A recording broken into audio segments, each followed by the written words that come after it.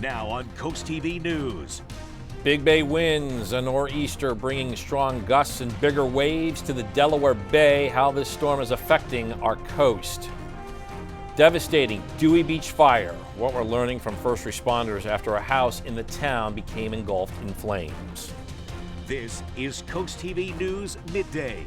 And here is the Indian River Inlet. So far, the dunes are doing their job there, protecting Coastal Highway from the waves. Earlier this morning, the bridge was closed for about 2 hours. That was from 3 a.m. to 5 a.m. That was moments ago. Getting a live look now at Rehoboth Beach. And just check out the waves here, folks. Big ones crashing down. It's just part of another rough morning up and down our coast. And with that, good morning and thank you for joining us. I'm Matt Pensick. Welcome to CoastTV News Midday. And let's get right to First Alert meteorologist Chris Mastrobono. He has the latest on what's been a wild morning so far. Good morning, Chris. Good morning, Matt. Yeah, we've seen quite a bit of wind gusts overnight along our coast. As we take a live look into Lewis, you can see those white caps in the bay. We've seen the winds shift more out of the north, though, through the morning. We're at 58 in Lewis, and the winds are out of the north at about 7 miles an hour. But you see some of these winds from earlier this morning, really over the last 24 hours. 57-mile-an-hour gust there, Indian River Inlet. We had a 55-mile-an-hour gust South Bethany. Lewis, 52-mile-an-hour wind gusts, and even Georgetown picked up a gust of 46 miles an hour. You can see rainfall totals on the order of an inch to near 2 inches there in Harbison. We picked up just over an inch in Georgetown and Ellendale and just shy of an inch in Lewis. There's our area of low pressure. You can see it spinning just off the coast of South Jersey, and you can see that kind of that fire hose effect of that moisture coming in off the Atlantic. Now we are seeing some light showers, very misty conditions across Delmarva, pushing through Cambridge and portions of the North Shore, as well as Kent and portions of Sussex County, and that's really going to be the case throughout the day today. Gusts currently 36 Indian River Inlet, 20 in Millsboro, and 23 in Georgetown. With that said, we're seeing a lot of low clouds, some fog out there through Easton, visibility down to a mile, and right through southern Sussex County. As far as temperatures are concerned, we have held relatively steady through the morning. We're at 59 in Rehoboth, 57 Millsboro, and 58 in Seaford. So temperatures are going to stay right around the upper 50s to around the lower 60s throughout the day today, and we're going to continue to deal with a lot of low clouds, periodic showers, and drizzle. The rain won't be all that heavy. The major concern for us going over the next few hours is going to be the high tide. Moderate to major flooding is possible. We're going to be dealing with really on and off showers through at least tomorrow morning.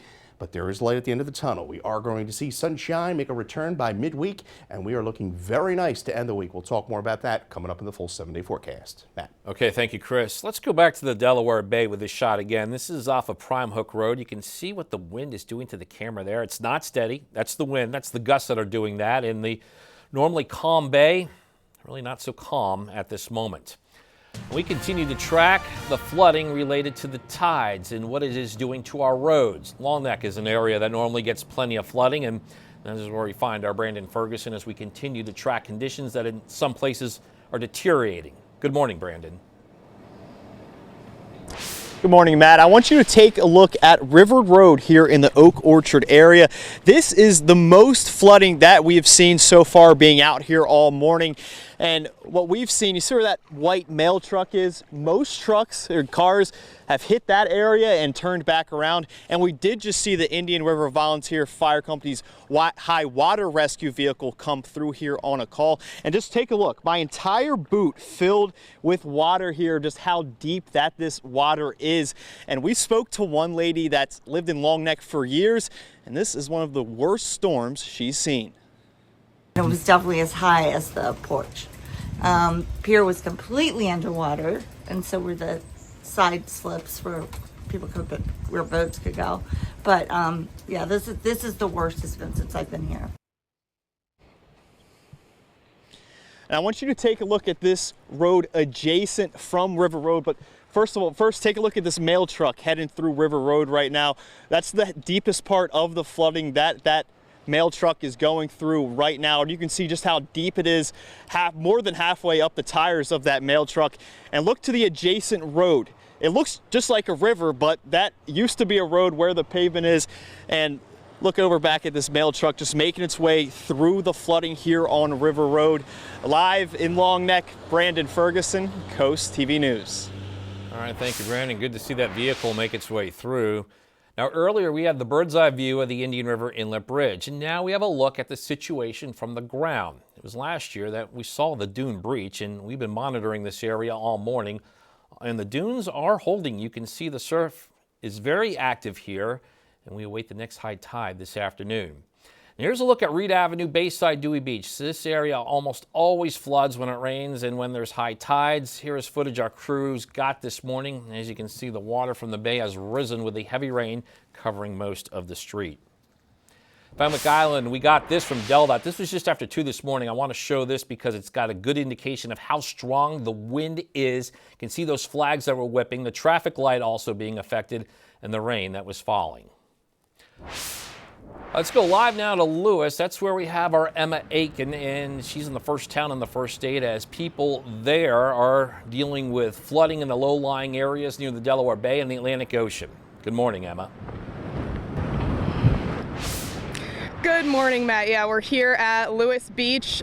It's definitely the windiest situation I've ever been in. As far as tide, the water level's pretty normal right now. We're in that lower tide area. There are some big waves we're seeing out there, but if you look over here, this is where the water was coming in earlier during high tide, almost 3/4 of the way up the beach, and we're expecting that later around 2:30. CoastTV meteorologists are saying is where high tide will be hitting Lewis. And if you can see the parking lot, I know it's a little bit a ways away from us, but a lot of sand has been displaced here. There's several inches of sand on the parking lot over there.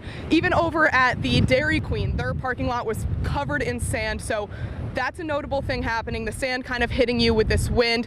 As far as flooding, at least when we drove in on Savannah Road, we didn't see too much flooding. Again, we're in that lower tide period right now, but later this afternoon, that water will be coming back up here, probably halfway or more onto the beach. So we'll be here, we'll be getting video of that, we'll be talking to people. We will keep you guys updated all day. Make sure to download the Coast TV weather app and tune into coasttv.com all day.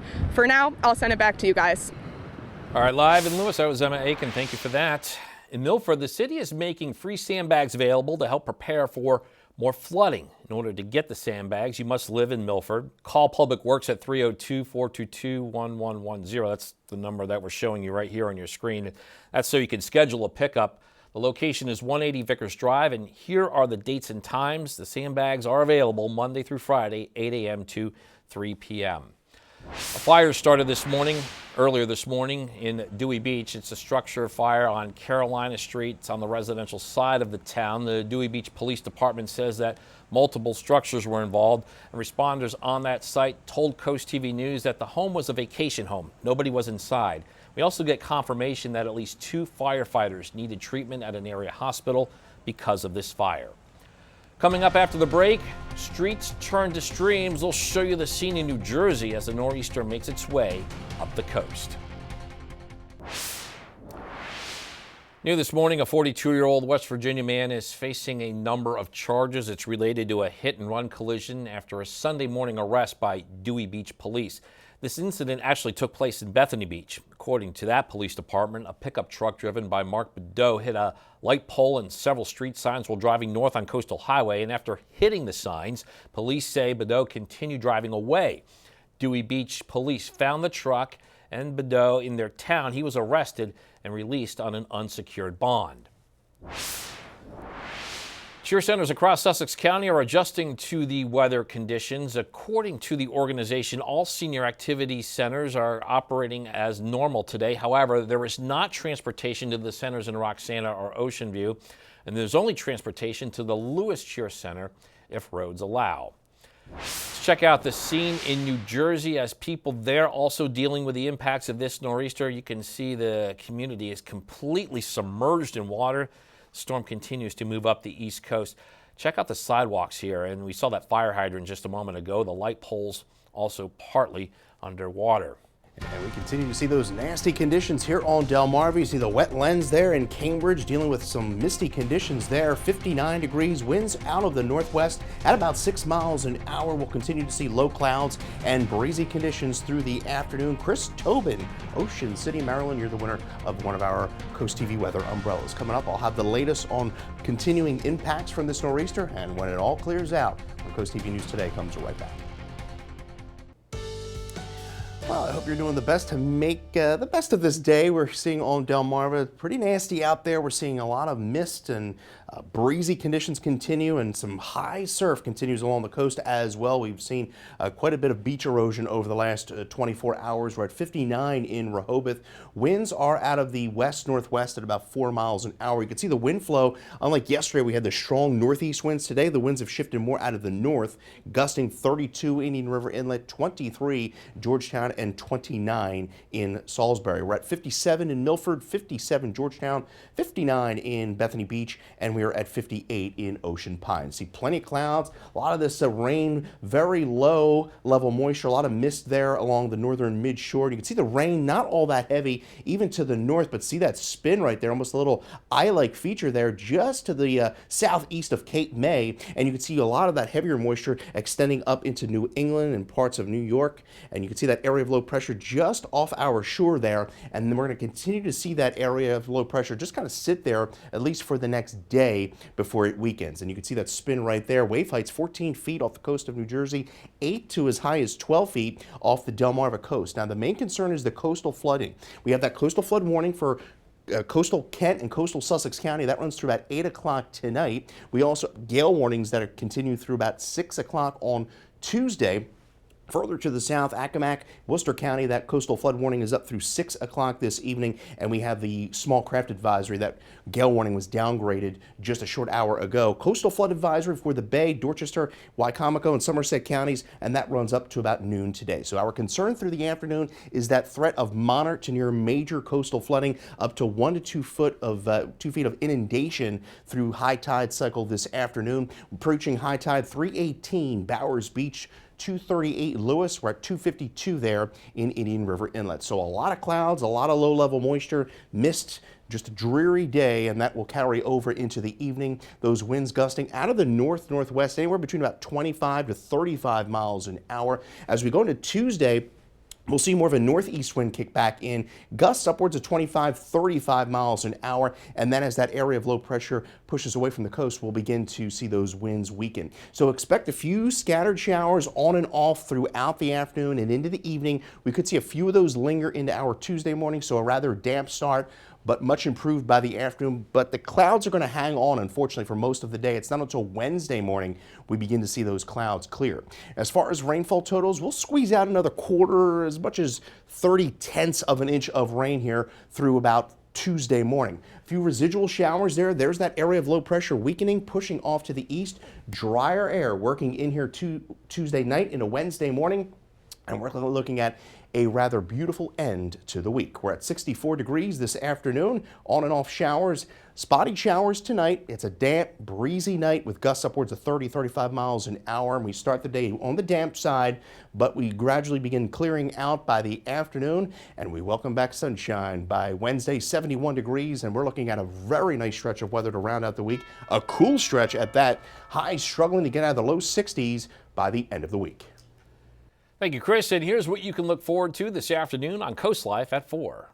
Hope you had a great weekend. If you tune in and join us at 4 o'clock, here's what's coming your way on Coast Life. We are talking Bark on the Boards. It's one of the biggest adoption events of the year when it comes to the puppies and the kitties and all the great activities that are going to be coming your way that weekend. We're also going to be highlighting a special individual, not only her sense of fashion and what she can provide you for the community, but also checking out her Zen garden space. And we're also going to be talking a little bit of hooting and a little bit of hollering. All of that fun and so much more is headed your way today at 4 on Coast Life. We'll see you there. Forward to that, and coming up next, a trade showdown brewing. President Trump says he'll slap an additional 100% tariff on goods coming from China. Stay with us on Coast TV News today. President Donald Trump said he will impose an additional 100% tariff on Chinese exports to the United States. That's on top of the existing 30% tariffs already in effect. In a True Social post, Trump said the tariffs will take effect November 1st or sooner. Trump's actions are in response to China ramping up export controls on critical rare earth minerals, which are needed to produce many electronics. And coming up, life expectancy up. A new report reveals rising longevity, but growing challenges for the next generation. New research shows humans are living longer, but there's an emerging crisis among adolescents and young adults. A study published Sunday from the University of Washington School of Medicine says in 2023, life expectancy among women was more than 76 years for women and more than 71 years for men. That's back up to pre-pandemic levels. Hundreds of staff fired from the Centers of Disease Control and Prevention as the weekend began have been reinstated. On Friday night, 1,300 workers received layoff notices, but 700 are reinstated the following day. Yeah, taking a live look into Laurel, gloomy look there, low clouds, misty conditions, 58 degrees, and we're going to continue to see low clouds and the threat of some on and off showers throughout the afternoon. You get your latest forecast as always by dialing the First Alert weather phone. We'll have your 10-day forecast right after the break.